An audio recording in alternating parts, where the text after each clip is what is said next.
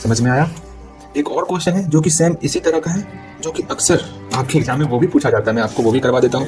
मैं क्वेश्चन लिख लेता हूँ, ठीक है। हम लोग क्वेश्चन उतार लिए, हम लोग क्वेश्चन बैंक में भी देख लेते हैं कि ये क्वेश्चन कहाँ पर पूछा गया है, ठीक है। आप यहाँ पर ध्यान दोगे, यहाँ देखो ये क्वेश्चन है ना कि हमको दिखाना है equation of a circle in Argand plane. जो हमारा आर्गेंट प्लेन है उसमें जो इक्वेशन ऑफ ए सर्कल होगा वो हमारा इस फॉर्म में होगा। हमको ये दिखाना है, ये प्रूव करना है। ओके, आपका क्वेश्चन इधर भी पूछा गया है, यहाँ पे भी देखो सेम क्वेश्चन वही है। अच्छा रहने दो, ये सारी बातें आप कर लेना कौन कौन से ईयर में पूछा गया। हम लोग सिंपल सा इस क्वेश्चन को सॉल्व करते हैं, ठीक। वैसे आपको पता ही है क्या दिया हुआ है और क्वेश्चन में क्या प्रूफ करना है, लेकिन एक बार हम लोग फिर से देख लेते हैं। इस क्वेश्चन में हमको इक्वेशन दिया हुआ है। कौन सा इक्वेशन है? Z into conjugate z plus b into conjugate z plus conjugate b into z plus c equal to 0।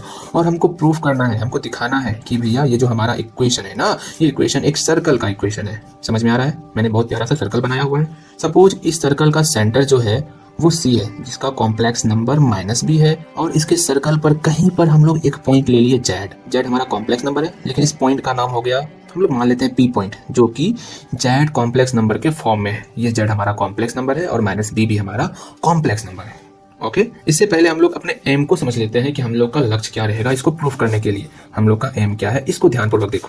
हम लोग का सिंपल सा एम रहेगा कि ये जो दो पॉइंट लिए हम लोग P और C, इसके कॉम्प्लेक्स नंबर का डिफरेंस Z और -b का डिफरेंस, Z और -b का डिफरेंस क्या होगा, हम लोग मान लेंगे इसका डिफरेंस जो रेडियस r होगा वो सब जगह बराबर होगा। बिकॉज बताओ, बिकॉज क्या बराबर क्यों होगा? अरे छोटे, समझ में नहीं आ रहा क्या? ये सर्कल पहले है जो यहाँ बराबर हो जाएगा? नहीं, इसको बराबर दिखा देंगे। अगर ऐसा हम लोग दिखा दिए कि इस दोनों का डिफरेंस हर जगह सेम हो रहा है, चाहे इधर लो इधर लो इधर लो इधर लो, इसका मतलब वो तो एक सर्कल होगा ना। इसका मतलब हमारा m क्या है, हमको इसका वैल्यू r के बराबर दिखाना है। दैट इज, इसका मतलब क्या होगा, z प्लस b का वैल्यू हमको r के बराबर दिखाना है। चलो अपने इस छोटे से दिमाग में इस बात को हटा लो कि मेरा जो लक्ष्य है वो है z प्लस b का मान निकालना। समझ में आया? हम लोग अपने इक्वेशन को लेंगे और z प्लस b का वैल्यू निकालेंगे। चलो लग जाते हैं काम पे। द गिवन इक्वेशन इज,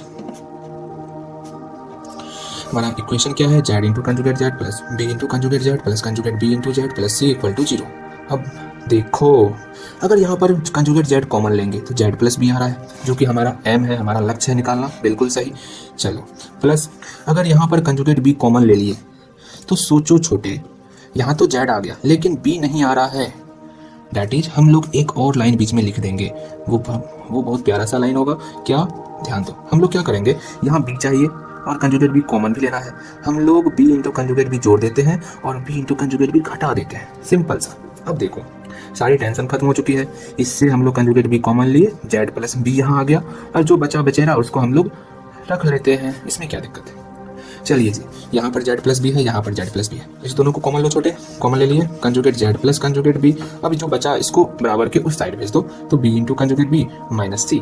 अब तो यहाँ पर आप कर सकते हो ना, दोनों में कंजुगेट है छोटे, इसका मतलब होल कंजुगेट लगा देना है। सिंपल सा, z plus b into whole conjugate किसका, इस टर्म का। That's clear. इसको हम लोग स्मॉल r स्क्वायर मान लेते हैं। क्यों मान रहे हैं? देखो, अरे इसका वैल्यू क्या है, पहले यहाँ ध्यान दो छोटे, इसका value z into conjugate z क्या होगा, बराबर मोड z स्क्वायर होता है ना। तो सिंपल सा, z इंटू कंजुगेट z है तो इसका होल स्क्वायर हो गया, तो z प्लस b का whole square equal to r square. r square इसलिए माने क्योंकि हम लोग जानते हैं ना, कोई भी कॉम्प्लेक्स नंबर हो वो स्मॉल r के बराबर होता है, उसका होल स्क्वायर तो स्मॉल r स्क्वायर के बराबर होगा ना। मैंने बताया था ना आपको कि दो चीजें हमेशा ध्यान में रखनी है कि मोड z और स्मॉल r दोनों बराबर होता है, ठीक है। और दूसरी बात कि आर्गुमेंट ऑफ z और थीटा ये दोनों आपस में बराबर, इसको एक ही समझो। समझ में आया? ये हमेशा ध्यान में रखना कि मोड z और स्मॉल r बराबर है, आर्गुमेंट ऑफ z और थीटा बराबर है। देखो यहाँ पर complex number z plus b है, इसका होल स्क्वायर कहा गया है, इसका मतलब r स्क्वायर मानना होगा। बातें समझ में आई? दैट इज, यहाँ पर r स्क्वायर क्या हो गया, mode b into conjugate b minus c, और r का वैल्यू रूट अंडर इसका b इंटू कंजुगेट b। देखो यहाँ पर z into conjugate z mode z square, b into conjugate b mode b square minus c। चलो ये सारी बातें हो गई कि ये ऐसा सर्कल बन गया है जिसका रेडियस ये है root under b square minus c, और हमारा ये टर्म भी प्रूव हो गया। इसको हम लोग लिख सकते हैं z माइनस माइनस b का whole square equal to r square. इसका हटा दो दोनों बगल, तो z minus minus b equal to r। यहाँ लिख दो, which represent a circle with centre and radius, हम लोग का यहाँ निकला हुआ है, and radius r equal to root under mod b square minus c। ये हम लोग का प्रूव हो चुका है। इसी तरह का एक और क्वेश्चन सर्कल पर पूछा जाता है आपके एग्जाम